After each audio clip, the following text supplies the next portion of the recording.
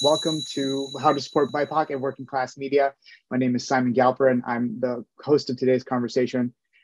We're here to have a conversation that's not just about the present trouble journalism faces, but about the future within our reach.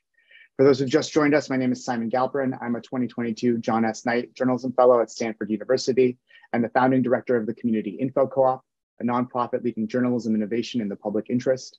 We use policy, organizing, and practice to make journalism more representative of the public it serves. Feel free to introduce yourself in the chat, and as the conversation gets going, share your questions for our panelists in the Q&A feature in Zoom. Last week, JSK and I hosted a series of lightning talks on local innovation in New Jersey. For those who haven't seen it, I encourage you to check it out on JSK's YouTube page. That link will be dropped in the chat momentarily. That event highlighted the Community Info Coop's work developing a new hyperlocal public media model. And this conversation is part of our Just Transition program, where we're supporting the development of new, more democratic forms of media and holding legacy organizations accountable for their commitments to the status quo. A recording of this event will also be available online afterward. I'll introduce our panelists in a moment, and they'll help us understand how we get from the media we have today to the media we deserve. But before I do that, I'll take on the task of laying out the way things are. There is no question whether US media is predominantly racist and classist. The answer is yes. If you are joining us today and that is still a question for you, please know that you are welcome here, but that the answer is yes. And that the only way to get out of this situation is to work through it. As early as 1969, the Civil Rights Act created Community Relations Service observed that the US media was among the most exclusionary of American institutions. Few American institutions have so completely excluded minority group members from influence and control as have the news media, the report wrote. This failure is reflected by general insensitivity and indifference and is verified by ownership, management, and employment statistics, end quote. A year before, the US Commission on Civil Disorders criticized the media's white, cisgender male view of communities of color. That is no longer good enough, they wrote. The painful process of readjustment that is required of American news media must begin now. They must make a reality of integration in both their product and personnel, not only reporting single events with care and skepticism, but placing each event into a meaningful perspective, end quote. Following those reports in 1978, the American Society of News Editors, now the News Leaders Association, began conducting annual industry diversity surveys with the goal of building a journalism workforce that reflected the racial makeup of the US by the year 2000. The deadline came and went, despite decades of agitation for meaningful change, according to Alexandra Neeson, writing in the Columbia Journalism Review in 2021. Most recently, the association set a new deadline of 2025, but the latest survey attempt saw one of its historically lowest rates of participation, and another year where a lack of data made it impossible to paint a statistically solid picture of the diversity of the US journalism workforce, according to Meredith Clark, the survey's lead researcher. But it's not just an issue of representation. US news media has actively been harmful. It's profited from slave ads, spurred white supremacist violence, stoked myths of race and class superiority that have been carried into homes, workplaces, hospitals, courthouses, schools, and banks. And the harm continues. With many people in power, not just unaffected, but benefiting from the structure, doing little to address the systemic injustice and oppression that the media inspires, informs, and then reaffirms. The harm is felt most by people of color, Black, Latino, Asian, and Indigenous communities, but the oppression is broad. Racism is a prerequisite of capitalism, and the idea that the concerns of people of color, women, immigrants, and other historically marginalized people are not the concerns of the broader working class is just another media narrative we are here to overcome. So that's why we're here to talk about building a future for BIPOC media and working class media, because they are one and the same. So let's get to it. I'd now like to ask our panelists to turn their cameras on as we get started. Joining us today are Alicia Bell, Director of the Racial Equity and Journalism Fund at Borealis Philanthropy, and co-creator of Media 2070, a movement for media reparations. Rodney Mahone is the Managing Director at the Pivot Fund, a venture philanthropy organization investing in independent, BIPOC-led community news. And Sisi Wei is co-executive director of OpenNews and founder of the DEI Coalition, a digital community space dedicated to sharing knowledge and taking concrete action in service of a more anti-racist, equitable, and just journalism industry. Welcome, Alicia, Rodney, and Sisi. I've followed your closely, and I'm so honored to be having this conversation with you today. I've prepared a few introductory questions to get us started, but I again encourage attendees to please use the Q&A function in Zoom as questions come up for you during our conversation. So let's begin our journey from the present to the future with some introductions. I'm going to ask all of our panelists to introduce themselves. I'm going to start with Sisi because it's the first person I looked at when I looked back at the camera. And Sisi, could you tell me about you, your work, and the future you see for equitable journalism? Yeah, absolutely. And thank you, Simon, for putting this together. Hi, everybody. My name is Sisi Wei. My pronouns are she, her, and I am co-executive director of OpenNews. And when I think about what OpenNews' role has been in the community over time, the way I describe it now is that we provide culture change, specifically changing the journalism industry's culture to one where everyone feels like they belong. And then we do that by operationalizing it and sharing it with the industry. And you can really, I think, summarize it very well, which is when we first started, we were about culture change around tech. Does journalism find tech skills useful? That was a hot topic 10 years ago when people did not agree. That is no longer the case. And so now our culture change is really about equity and about anti-racism. And how do we make a similar shift in the way we did in the conversation on whether or not journalism could use tech skills to do better work. As Simon mentioned, I founded the DEI Coalition with 100 volunteers from the community in 2020. Summer of 2020, lots of things happened, but specifically when the country was witnessing what was happening with the murder of George Floyd, combined with a pandemic, combined with sort of, I think, a lot of pent-up frustration over decades, if not centuries. I put out a call. I was like, we need to do way more. Like, the conversation in journalism needs to be drastically different.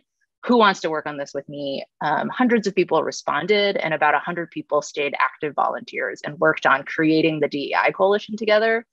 Lots of folks who are panelists here and attendees are part of that coalition. The whole point is, it is a given. There's a problem. We are all joining it because we want to commit to actually taking action to create change in our own newsrooms for the industry.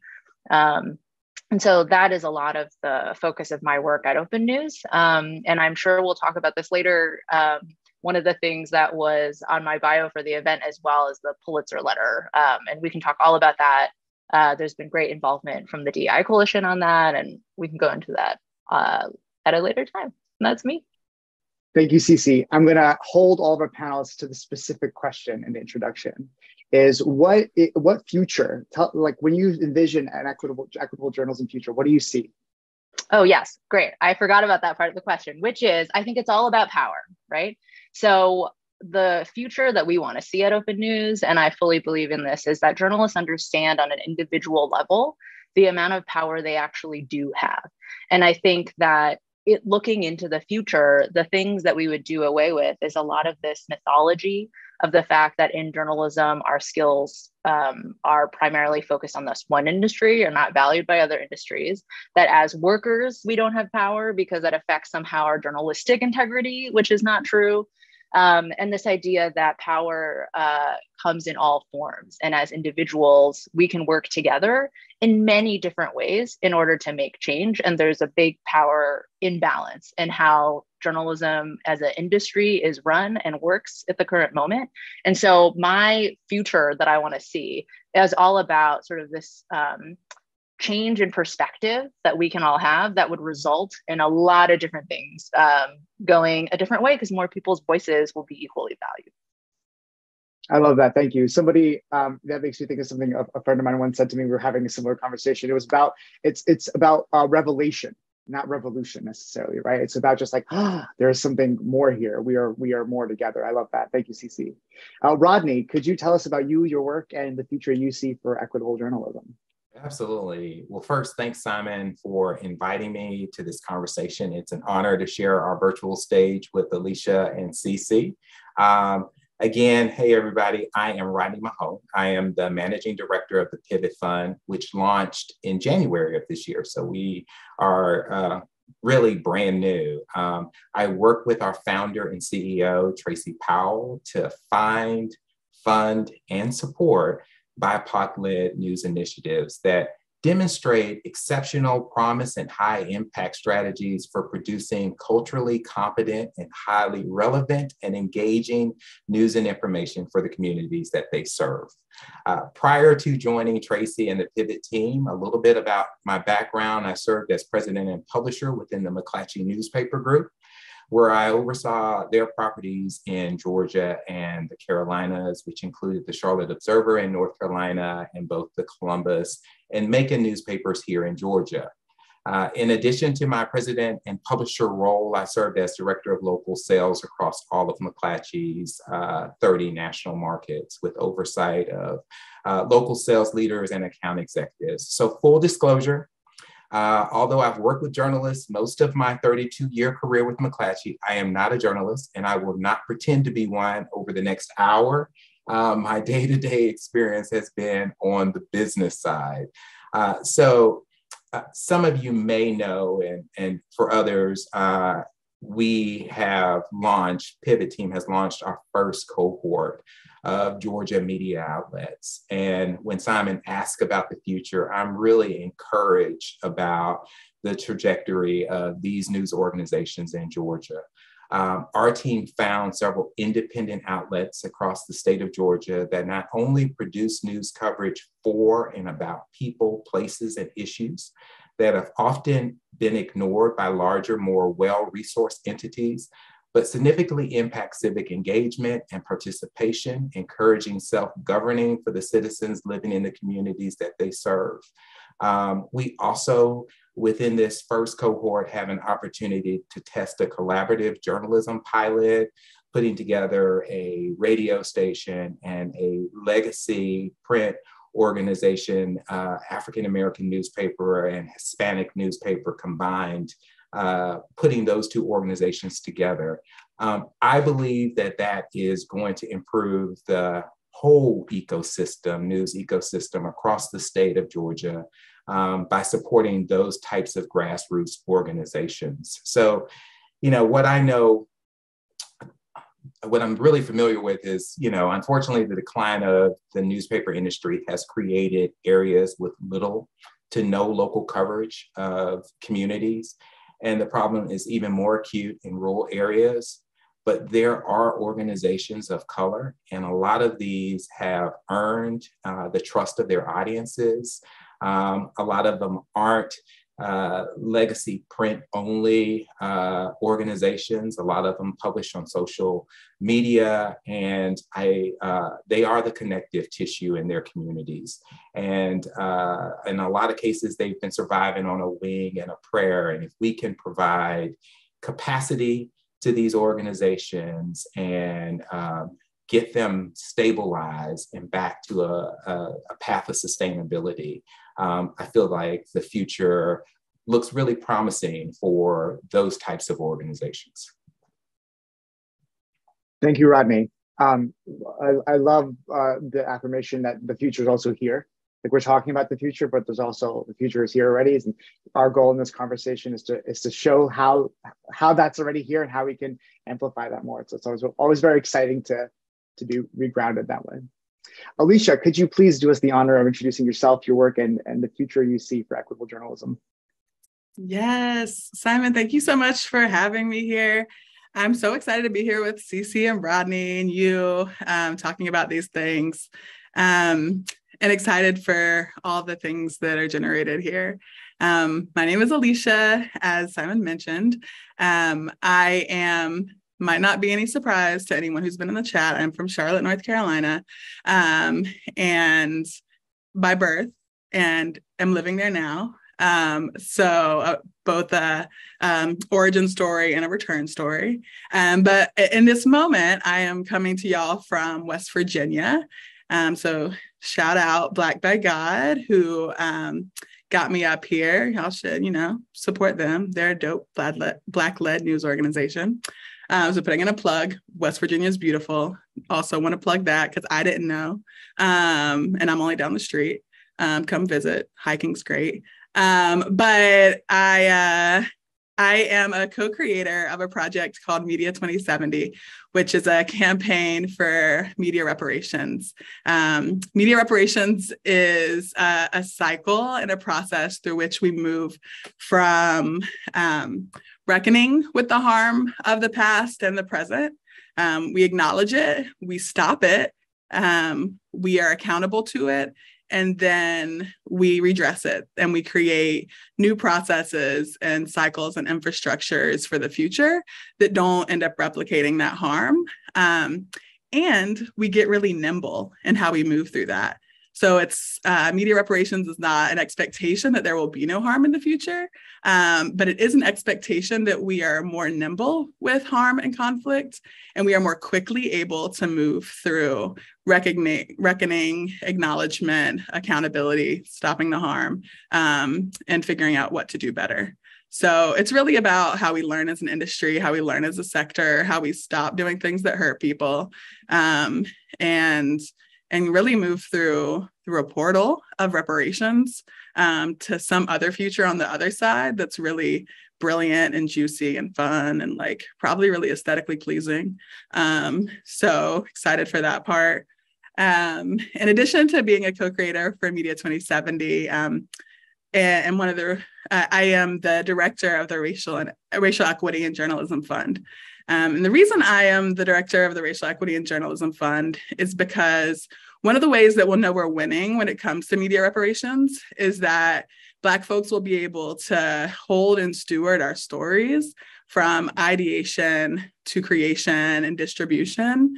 And our stories and our imagery and our media will only have to pass through white hands and non-Black hands when we choose that and not by necessity.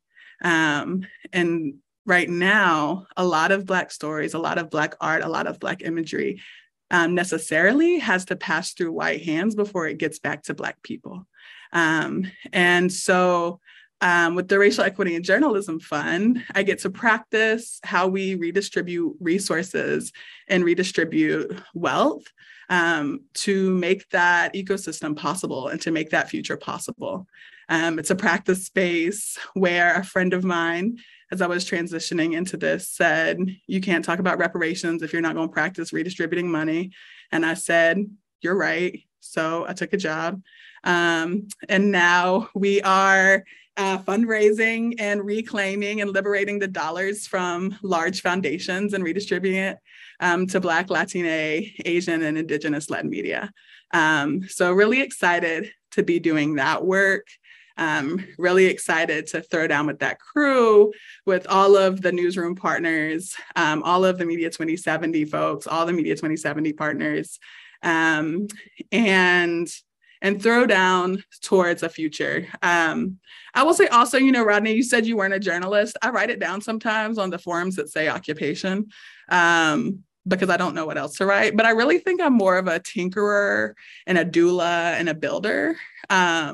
Like I like to tinker around with the things, figure it out, birth some stuff, and then like build it up. And then I like to rest and play.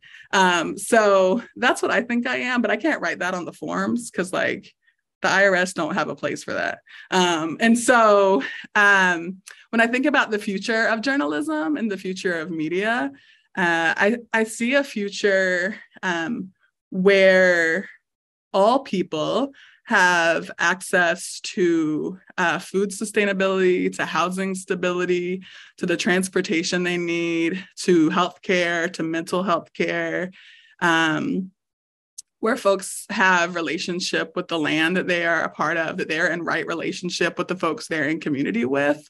And all of that is playing out within journalism as an ecosystem, journalism as an industry, journalism as a network. But it's also something that is happening and facilitated by the practice of journalism, because we have a journalism that is getting folks information and lifting up stories that make sure that we're able to not only get to, but sustain a future where all people are able to thrive and have their basic needs met. And also, in addition to having their basic needs met, have access to fun and joy and beauty. And I really believe that's possible. And I think a lot more of it's possible in our lifetime than we think. So excited to get there with y'all. And that's it. That's the end of the event. Everyone, we are enamored. We are enlivened. We are fiery. Let's do it. But before we get to doing it, let's find out how we do it. We're going to hear from Alicia, Sisi, and Rodney about how they're doing this work and how they would recommend others in similar positions maybe could do this work. So Alicia, I actually have the first questions for you as we get into the details of how we move towards liberation and manifesting this beautiful future that you, Rodney, and Sisi have laid out for us. What are the broad steps funders and newsrooms that they coordinate with should be taking to move towards racial and class equity in media as you see it? Yeah. So one of the things that I really do believe in a networked ecosystem approach to getting to this future. I think that we have a lot of the partners that we need. A lot of folks are moving really important work. A lot of folks are building really important infrastructure. And that we need that to be networked and connected in some way. I think that one of the ways that networking and connection happens is with greater collaboration, greater solidarity, greater mapping of the different players, right? So when I think about, for example, one of the things that we do with I'll call it the REG Fund, it's short for Racial Equity in Journalism, but I don't want to say that every time. But with the REG Fund, we offer capacity building support, and we like to be capacity building matchmakers with folks and with newsrooms. But the thing about that is there's 5 million capacity building projects in the journalism and media ecosystem. And some of those come with funding support. Some of them do not come with funding support. Some of them are redundant. Some of them are paternalistic. Some of them are oriented towards white-led newsrooms. Some of them are for people of color, but expecting that folks of color don't have any solutions and have just miraculously survived somehow without learning anything along the way. And there's not always collaboration there. So there ends up being some redundancy. There ends up being like a lot of people doing assessment with newsrooms to ask them what they need and ask them what their challenges are and what their opportunities are. And nobody has time for that. And so I think we need more coordination there. I think that we need more learning, more coordination amongst funders, more clarity on what roles that folks are playing and why. We need to be able to triage and play well with others, even if we don't really like them that much. So like, you don't have to come to my porch for coffee, but I can still be in this ecosystem with you and acknowledge and honor that you're doing important work. And to make that happen, I think one of the things I see in the funding landscape a lot is that there's like always a report commissioned and there's like always a report coming out. And I mean, that was one of the things I was really excited about when I came onto the REG Fund. I was like, oh, shoot, I could be like curate a report. But it was partially because I had questions and I couldn't find the information, and it might have been there, but there's no archivist or librarian for all this information that's being generated about the future of journalism. And I really want there to be an archivist or a librarian that is curating this stuff to make it accessible to folks. Because if we want to have a journalism and we want to have a philanthropy and we want to have journalism support organizations that are bringing in new people, we can't have new people coming in and not knowing where to access information or experiments that folks have already done, and then trying to recreate the wheel in a way that it's just waste everybody's time and could be kind of iterating a new wheel. And so that's one of the things I want. And then the last thing I'll say in sort of these like broad strokes is more money. It has to be more money.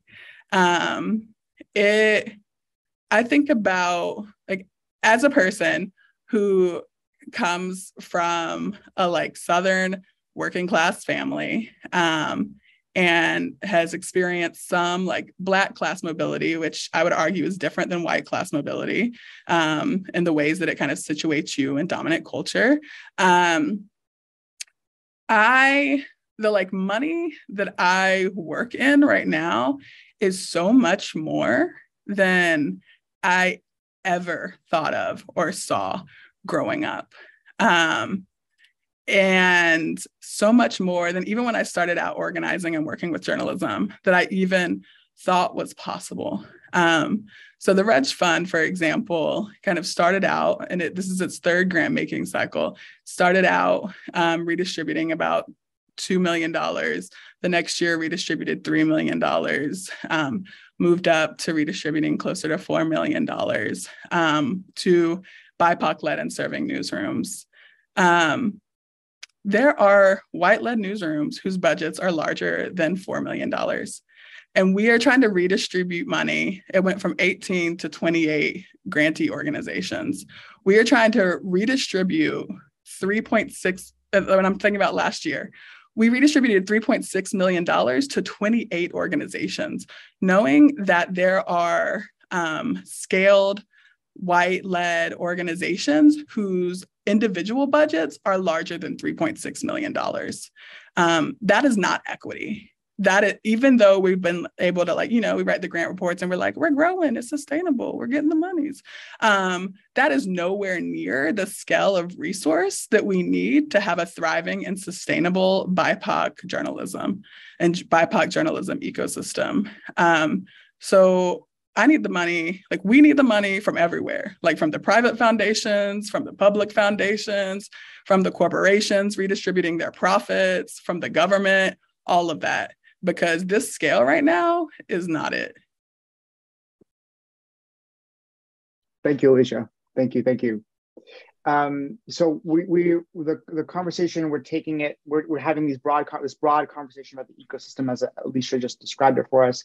We're going to take it through sort of levels of that ecosystem. Next up, I want to turn to Rodney. Rodney, you have experience in management of newsrooms we might call legacy, and now you are part of an organization investing in those newsrooms and some of those quote legacy newsrooms or more long-standing operations. To see this brighter, more equitable future for journalism. So could you tell us a little bit more about the Pivot Fund and how you and the work y'all are doing and the gap y'all are trying to fill? Absolutely. I'd be remiss if I didn't first say yes to Alicia's comments about we need money from everybody. Ditto to that.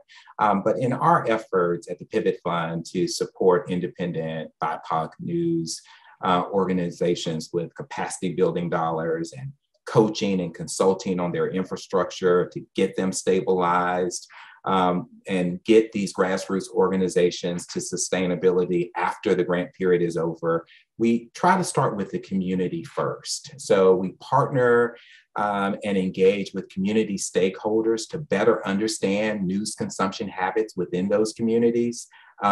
Identify and understand how and where those community members are accessing news and information. And then that leads us to sources of that news and information. So our founder likes to call it prospecting. So that's how we sort of prospect for the organizations that we choose to work with.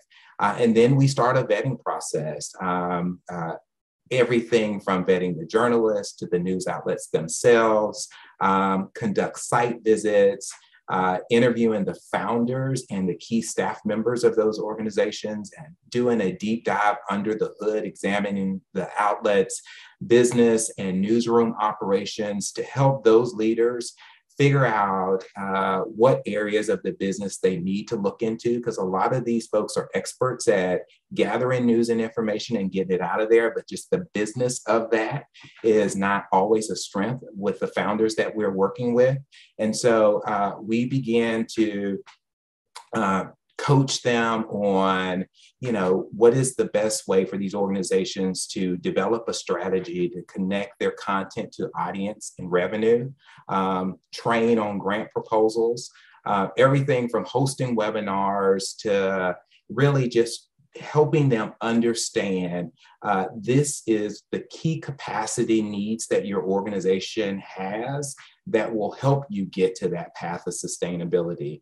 How do you monetize your audience? How do you strategically add positions to the organization? How do you own your audience? A lot of them are social media and really dependent on Facebook. So what are there other tools out there that will help you deplatform from Facebook, not get rid of it, but deplatform your audience, which in some cases will provide new sources of revenue? These are really small operations, and they just have no idea how to build up revenue and how to scale. So that's where we spend a lot of our time. Those best practices will be scalable across multiple organizations, but that's the deep dive that we're trying to do to make sure that these grassroots organizations have the staffing needs filled that will help them grow and become more thriving news organizations. Thank you, Rodney. So it's that capacity building, but with dollars behind it, right?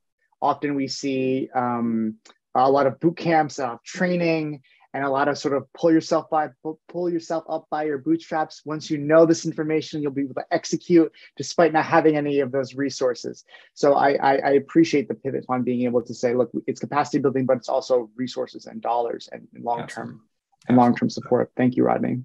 No so continuing down that sort of strata of parts of the ecosystem, I turn to Sisi, who is an organizer of journalism workers. And not only just journalism workers, but like a broad swath of the journalism community. I'm part of, I'm on the Slack DEI coalition, which I encourage everyone to join if you're allied. There's space for managers and workers. And it's really is a collaborative space because we understand that we're all in this together. So Sisi, could you tell us, what you and the people your peers are doing to address diversity, equity, and inclusion in the newsrooms they work in?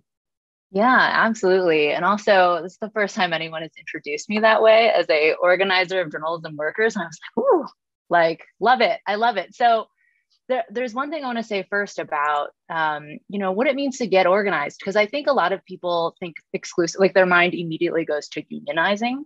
That is one version of organizing, but that is not the exclusivity of what organizing means, right? Like, the way I like to explain it to people, if you have worked with one other person on something you both care about to make some change, like you did some organizing, right?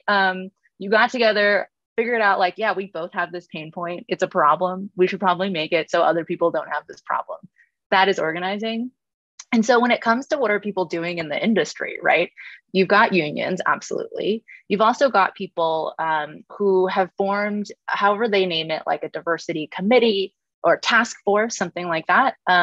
You also have folks who are organizing things to help each other across different newsrooms. I think there was a period in which that was really, really hard because we were limited by our communication abilities. But now the existence of spaces like the DEI Coalition is way easier, where we can have a free flow of information within and across newsrooms about, okay, I don't want to reinvent the wheel of how to do this right. So I know the folks over, at whatever newsroom have already created their own contracts. They've already created policies that I know I love. Can I get them to explain to me what are the things they've learned? What can I adapt? And there's a lot of that cross industry, I would say, inter-industry chatter. And so that's been really helpful. When we think about what are people talking about, right? It runs the gamut on both everything we do in our profession as journalists to cover communities, as well as how we operate as a profession, right? And so people are looking at stuff that I think is like a giant snowball that is rolling bigger and bigger together. And people are innovating all the time. And so I'll give you an example. I think equal pay is on a lot of people's minds right now. It's very of the moment. And a lot of specific techniques of equal pay are in the moment, including salary transparency on job postings. But I also see organizations that are going beyond that, creating pay structures that are transparent from the beginning. Trying to create a world in which you don't actually need to follow the age-old adage of you must negotiate, Otherwise, you will result in an inequitable package for yourself, right? Companies trying to figure out, can we just like remove that though? Like that shouldn't be on individuals to do that. So what could we do at a company to just ensure there's a good reason, equitable pay, and we can share with people like, these are just the tiers. And here's why we've made those decisions before you even apply for that job. I also heard something very recently, and I think this ties into how other industries are thinking about it too. I was on the phone yesterday with a woman who is a librarian at a higher education institution. And she was describing to me how one of the issues that they have is that a lot of colleges are circulating and have always been circulating photos of students of color, but then students of color get there and they just don't see other students of color because they find the like one person on the green talking with their friends. And then that's on like the front of the pamphlet forever, right? And it made me immediately think of something that I think is really cool. One of KPCC's outcomes from their like manager plus staff diversity committee was that people of color from their organization have the ability to veto whether or not they want to show up in promotional materials if they think it's performative and not genuine, right? And just thinking about all of these different moments of decision making, who has power over those things traditionally? People are sharing techniques, they're sharing results. And I think there's a real exciting sort of like, don't need to reinvent the wheel. Let's get together and move faster, better, because we can gain from each other's experience. And I think the last thing I'll say here too is that it's not a, the DI coalition was constructed this way. It's not a manager versus staff situation at all. There are so many managers who want this change and want to do it right. And their biggest barrier is like, how do I not mess it up? Right. And so that free flow of information is benefiting a lot of people to be able to communicate across those lines genuinely, but also for managers to have access to each other, right? To have that support, to have the same type of information exchange. So there's a lot going on when it comes to what journalism workers are doing right now, just across the board to make change. Awesome. Thank you so much, Sisi. I've had the privilege of facilitating democratizing your workplace trainings at SourceCon, which is held by OpenNews. So there is such a variability. Like I appreciate the distinction of like organizing is like getting you and your neighbor getting together and like stopping your other neighbor from like leaving their dog doo-doo on the street. Like that's like, yo, like we need to do this together, right? So I love that. It really is as simple as a one-on-one connection, not to compare obviously the amazing work you're doing to picking up poo, but where it starts. If that's how you start that's organizing, where it starts. Let's go. I'm saying when community members say, people say to me like, what should I do? How can I get in? Like, what can I do in my community? Right. And they don't live where we work. It's like start a group chat, start like a Facebook group, for lack of a better platform, and like just start connecting with your neighbors, because what we're all describing here is breaking down information silos. It's the point of this conversation. We want to break down silos between newsrooms and funders and us and organizers, and this is the exchange of information that leads to that more liberatory future. So I'm gonna go to some of the questions we received from attendees. We have a few. So I'm going to start with an anonymous question. How do you work through the tension between legacy or historically ethnic media, small businesses, and new entrants that want to fill info gaps? How do we work through the natural competitiveness that may come up in certain areas where those markets might have, existing players? And anyone can answer that question who feels most apt. I think some of that competitiveness is fostered and nurtured by investors, whether it be private investors or philanthropic investors, because oftentimes there is a decision being made around whether folks should fund legacy organizations or whether they should fund startups, whether the legacy organizations haven't done what they were kind of mandated to do, or whether these new folks are doing what these legacy organizations should have done all along. A million conversations. But I think one of the ways that we work through that tension is by organizing and mobilizing resources. So whether that means organizing and mobilizing dollars, or organizing and mobilizing software access, or organizing and mobilizing leaders on loan from other kinds of organizations, whatever your skill is in organizing and mobilizing resources, do that. Because as folks have the resources that they need to be stable and to be well, there is less of that scarcity informed competitiveness that comes up, and more collaboration that's possible, and more clarity on like, what is your lane? What is your audience? What is your role? What are you best served to do? I think trying to break out of this, like, that like patriarchal thing that happens to like folks assigned female at birth, where you're like, I think something, and like, really, I'm trying to break out of that, so I apologize. But what I know about legacy ethnic media, legacy Black, Latina, Indigenous, Asian media, is that there has never been a time in the history of the United States where these legacy organizations have been well-resourced. No matter how good of work the organizations were doing, it was always in spite of being under-resourced, and in spite of being divested, and in spite of having to compete with the daily realities of building an organization and experiencing racial oppression and racial harm in your day-to-day life. So there has never been a time where the organizations that have served our communities have been resourced and supported in the ways that they need to. And so I think it's a very unfair, unkind, unfounded statement to make that legacy organizations have not done what they're mandated to do, because the society that they exist in has never done what it was mandated to do, which is support and hold them in the ways that they are serving communities. And so I do not think that we can get a fair assessment on what legacy versus startup organizations have done unless we get to a place where we are adequately resourcing folks, and then making an assessment as to whether organizations need to continue to exist, transform, whatever that thing is.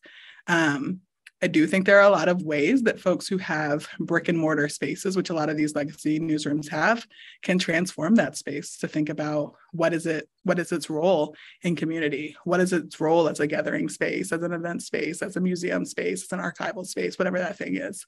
But needing that transformation doesn't mean that the organization is any less deserving of support.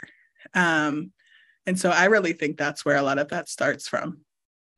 I agree with Alicia wholeheartedly. I'll just piggyback just a little bit.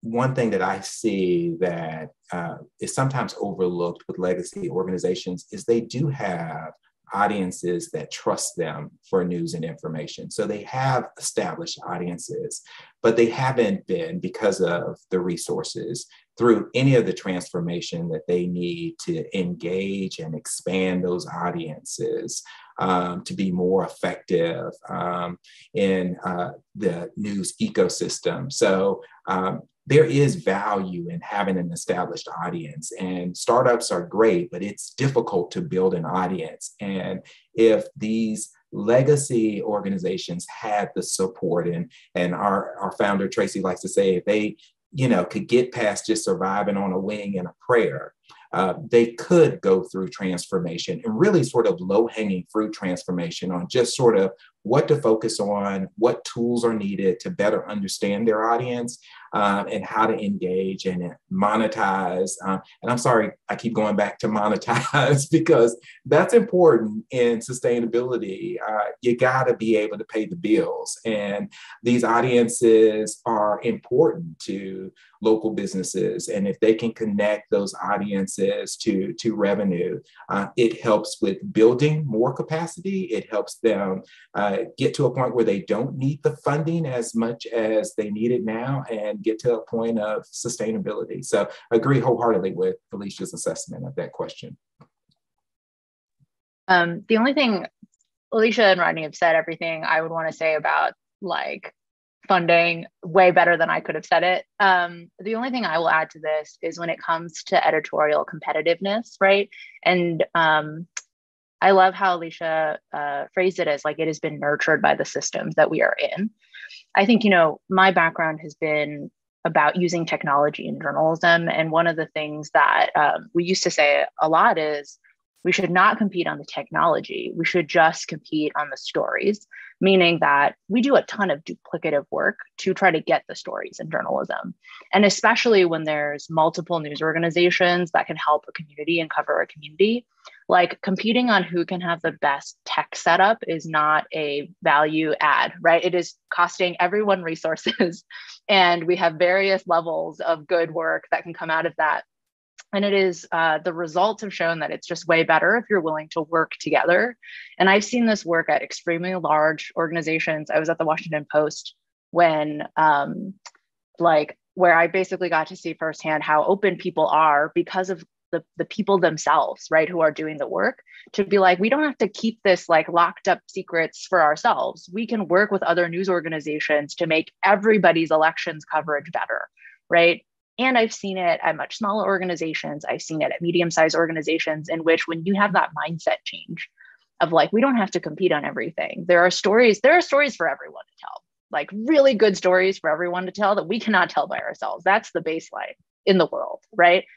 And when we work together to enable everybody in our ecosystem to be able to tell those stories, there is an inherently different spirit that evolves in what's going to go on between your organizations. So yeah. That's what I would add. Getting out of the scarcity mindset creates a totally different set of opportunities for you. Amazing. Next question we have, which we have two questions I'd like to tie together because there's a final question I want to make sure we have the chance to get to. The first question that I want to tie to this other one is, how can we convince local and national private and public foundations to support journalism, or specifically the kind of vision for journalism we have here? And sort of tied to that is, how do grantees help their foundation officers or their program officers advocate for this sort of work? So how are we enrolling existing institutions or foundations that maybe are not supporting this kind of work? And how are we supporting existing institutions that are already in the mix but need more, but our allies there need more support?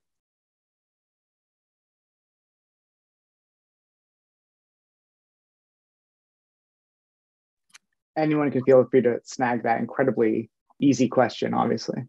I was like, I guess I'll just like circle back, and then I don't know, we'll go like Rodney, Sisi, whatever, like whatever the cycle is we've got going. But one, I think that one of the things that I would love to see and would be down to be a part of, but have not seen yet, is some sort of stakeholder organizing and activism with board members of foundations across the United States when it comes to journalism and media and narrative and information infrastructure. I think there's a lot of conversation, there's a lot of movement and relationship around kind of influencing, being in conversation with program officers, with presidents, with executive directors. That's really key. I think that's really necessary for building power, for building relationship, for building understanding, for folks being able to organize each other. And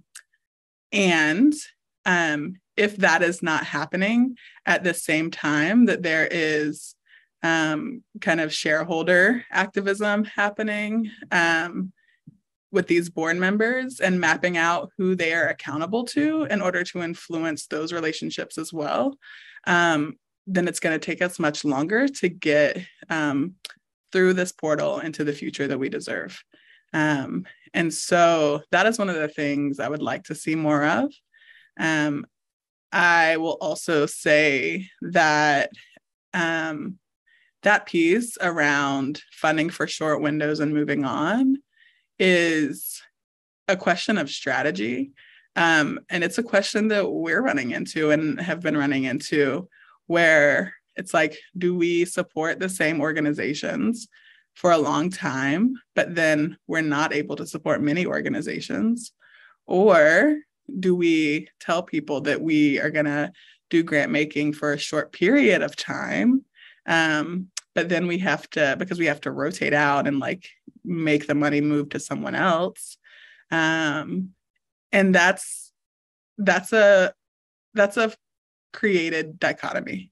It does not have to be either of those. And the only reason it is like that is because we are an intermediary fund, and it's based on how much we're able to mobilize, how many resources we're able to mobilize. We're working with someone right now to kind of do some cost projections and estimates and forecasting of what it takes to sustain a thriving BIPOC journalism ecosystem. But whatever that dollar amount, resource amount is, if we had that, we wouldn't be having these questions. And so, I know that's kind of like a broken record, but it's really like mobilize, liberate the cash and all the other resources. So Simon, I've only been in this space for a short time, so my answer will be real quick. I just wish that there was more connection with funders on how supporting BIPOC-led organizations lift the entire news ecosystem. I sometimes see, and again, I've only been in this space for a short time, there's funding for the new shiny thing that's gonna sort of resolve everything, the fresh startup, which is fine, but I don't see the connection with funders of these larger foundations on how supporting existing BIPOC-led organizations will help improve the entire landscape. I think sometimes that is just perceived as just a niche area that is not going to impact the mainstream. So I'd like to see more of that. For me, I would say, I feel like I have a lot of thoughts on how foundations could do things differently, but I think this question is about what is convincing to foundations, and also what is helpful to foundation officers who want to make the case, right? And so I would say this, which is, I think there's also a skills and access gap, right? So if interfacing with a foundation at all requires life experience and access to people that a lot of people don't have. And especially if we're talking about places that have historically never been funded, are existing in spite of existing systems, like it is like I got the most experience I got in what it means to do fundraising work and ask for money for a nonprofit that I'm a part of in my current role. And I got to see what that might be like from the outside, just because I've worked at some places with incredible ability to show and demonstrate the value of our work. But that was never my job. And what has become really clear to me is, in my current role, I have my co-ED, Erica, to guide me. I have people I can call because I've created relationships throughout my journalism career to be like, okay, like I'm totally new to this. When a fund, an application for a grant says this, can I read this as plain language, like they mean exactly what they say? Or is there a layer of interpretation and how I'm supposed to respond that I need to know in order to gain access even past like the first round? And without those types, if I was just starting a thing on my own without access to any of that stuff, I could have the best ideas and I would be totally off. And so I think a lot of really good work to make foundations more accessible, and then on the flip side, then for them to be able to see the potential of so many more people, opportunities, news organizations. It's like a two-sided thing, right? Getting people much more access and knowledge, and access to that knowledge in a really easy way, and foundations changing how they think about, how transparent are we? Does anybody need to call someone up in order to fully understand what we're actually saying here. I think both sides of that can come together in order to create just way more opportunities. Thank you all. Thank you. So we have one more question, but we are at 2:58. So I'm just going to ask the panelists, is it okay if we spend a few more extra minutes answering this question, and that'll be the last one? Cool. Okay. Thank you so much. So this last question, I want to make sure we get to it because because I'm not going to ignore someone questioning an assertion I made earlier in my introductory remarks, mostly for the sake of communication, right? Again, we're breaking down silos. We want to be thorough and clear. So this person asks, I would like to ask each of the panelists whether they agree with Simon's introductory assertion that contemporary capitalism is inherently racist. And if they do, how they think about that with respect to their own organization's business models. The one thing I'd add is revenue strategies rather than business models. Those are often one and the same, just like Rodney, you said monetization. It's just one use of we need revenue for sustainability. So I just wanted to underline that. So how is the question of the hour, is capitalism inherently racist? Alicia, I'm sorry, you started this cycle of how we do this, so we're gonna keep it going.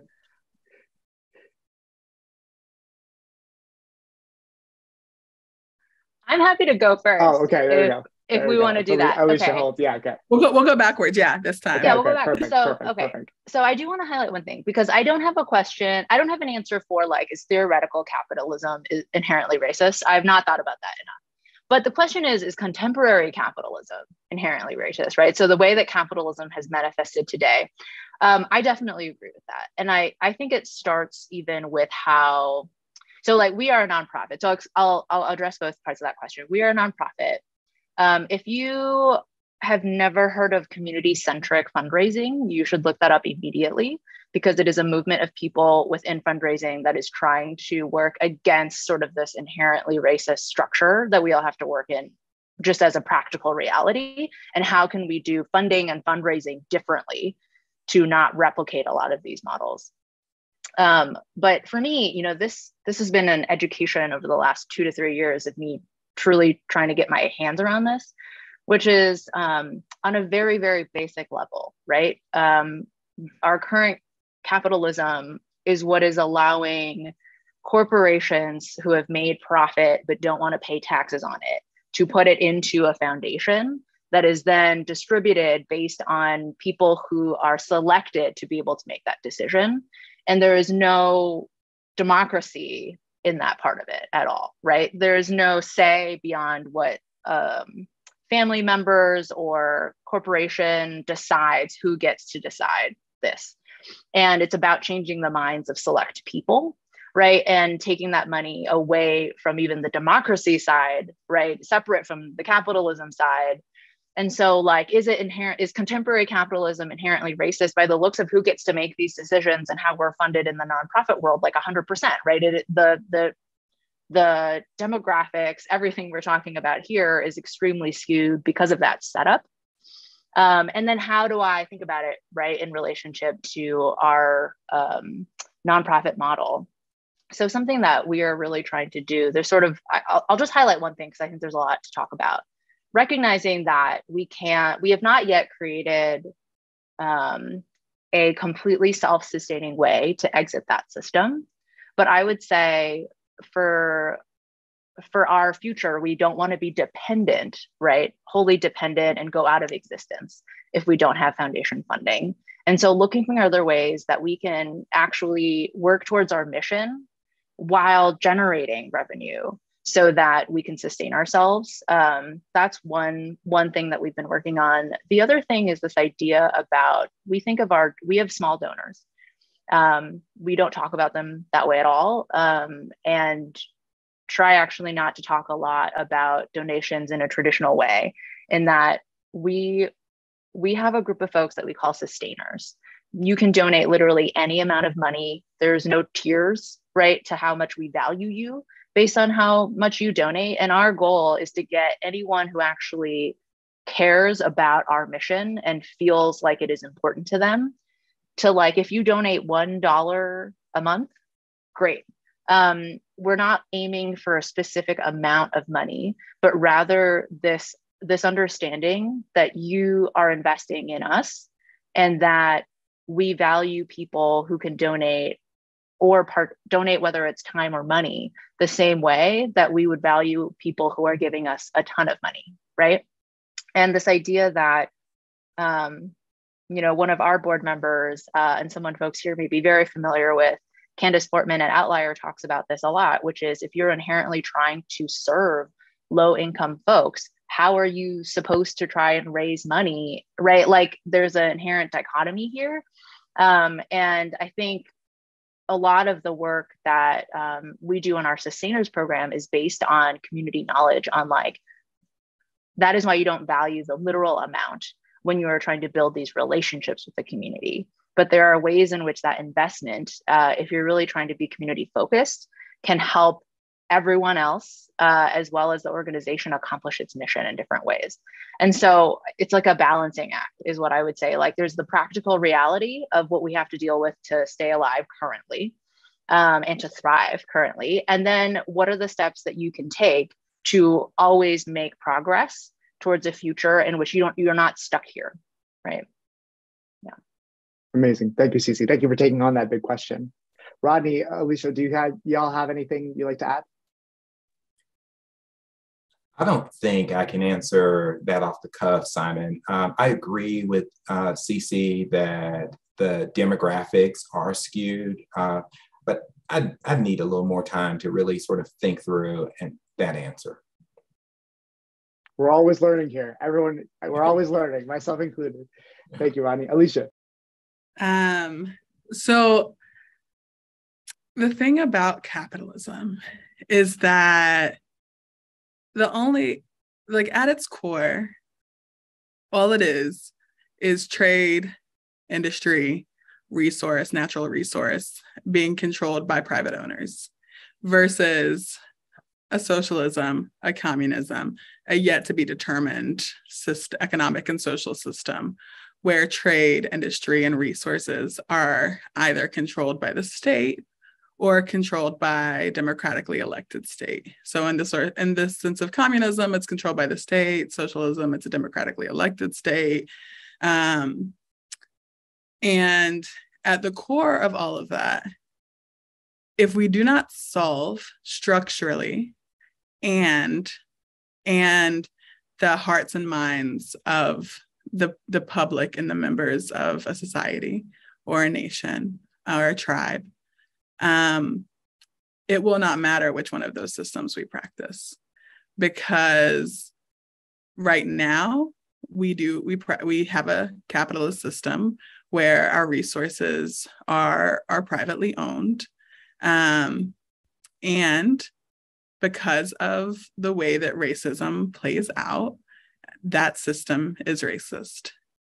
One of the things that I hear from folks a lot, especially folks of color across various communities and ethnicities, when it comes to government funding and state funding for journalism, is a fear of that funding because of a knowledge that the state is racist and has a history of practicing and enacting racist policy and racist budgeting practices.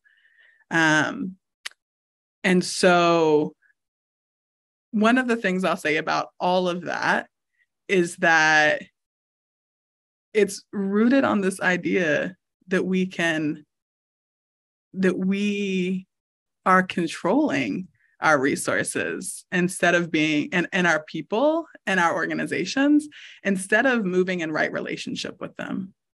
And one of the things I appreciate about a lot of Indigenous communities globally, a lot of Black and Brown communities globally, is that they're rooted in right relationship and kinship with each other and with the earth, with resources, with the organizations and the infrastructure that we build.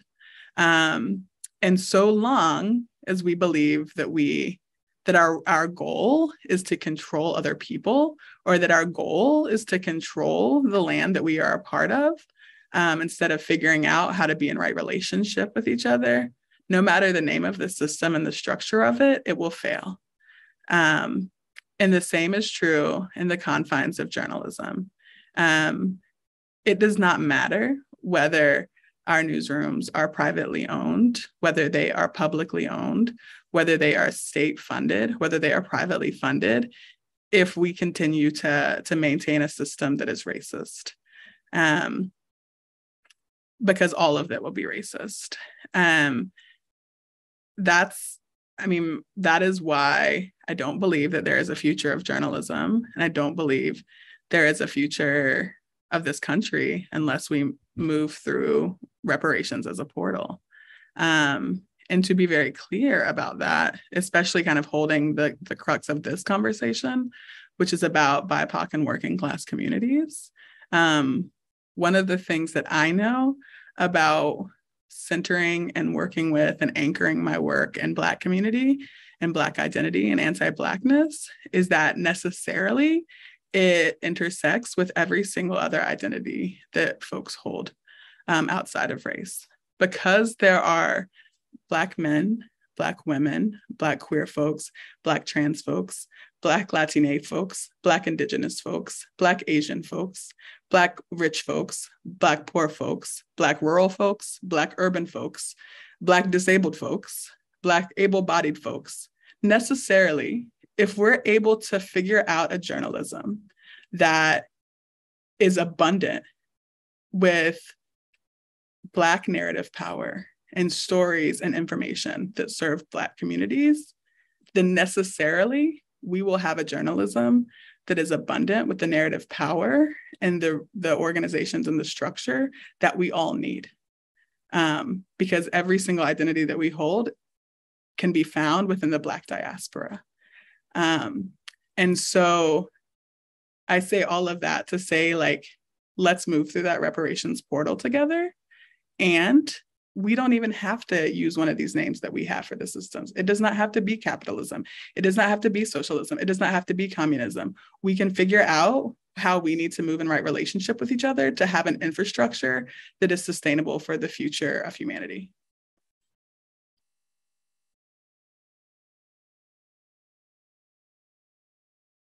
Simon, you're muted, but you look really animated. But Zoom also says you're not muted. Yes, there we go. There we go. My goodness. All right. Well, I was saying that whenever Alicia finishes speaking, I want to cheers to 2070. And I just immediately zoom to that year and see us around a table, like celebrating and celebratory for the journey we've accomplished over these next few decades, that we will accomplish over these next few decades. So from the future that these folks laid out for us at the start of this conversation to the future that we've wrapped up this present to all of our attendees in, this is here for all of you to participate in. Let's move through this portal of reparations together. Let's make this change. Let's make journalism more liberatory and equitable together. Thank you to our panelists, Alicia Bell, Rodney Mahone, Sisi Wei. I'm very, very thankful for y'all for joining me for the conversation. Folks who've attended in the chat, folks who've attended, we'll share a recording of this with you, as well as do our best to follow up with any questions that y'all might have. Thank you again for attending. Thank you to our panelists. Have a good rest of your day.